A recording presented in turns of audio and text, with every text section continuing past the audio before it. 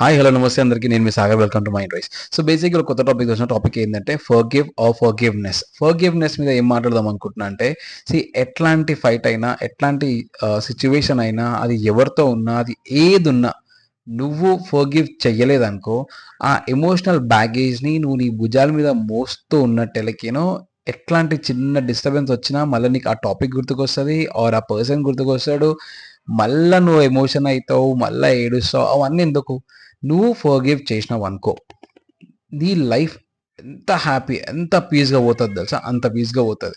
అదే నువ్వు దాన్ని నువ్వు నువ్వు మోసుకుంటూ పోయినావు అనుకో, డెఫినెట్లీ నీకు అసలు పీసే ఉండదు. సో నీకు ఒక ఎగ్జాంపుల్ చెప్తా. ఇప్పుడు నువ్వు నీ ఫ్రెండ్ ఇద్దరు ఉన్నారు అనుకోండి.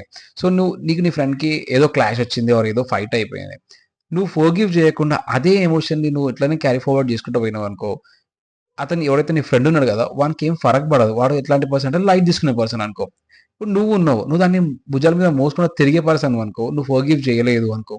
సి అట్ లాస్ట్ నువ్వు ఫీల్ అవుతావు, నువ్వు బాధపడతావు, నీకే అదంతా ఉంటుంది, అతనికి ఏముండదు. సో నేనేమంటా అంటే ఒక్కసారి ఫర్గివ్ చేసి చూడు, నీ ఇయర్స్ ఆఫ్ ఫ్రెండ్షిప్ ఏదైతే బ్రేకప్ అయి ఉంటుందో అది జస్ట్ సెకండ్స్లో అతికిపోతుంది. సో నేనేమంటా అంటే ఫర్గివ్ చేయి, మూవ్ ఆన్ అయిపో, నీ మైండ్ని నీ బాడీని రిలాక్స్ చేయి.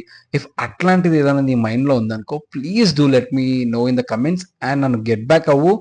Like we will discuss on it. And that's all for today. Next వీడియోలో మళ్ళీ కలుద్దాం with a wonderful topic. Until then bye.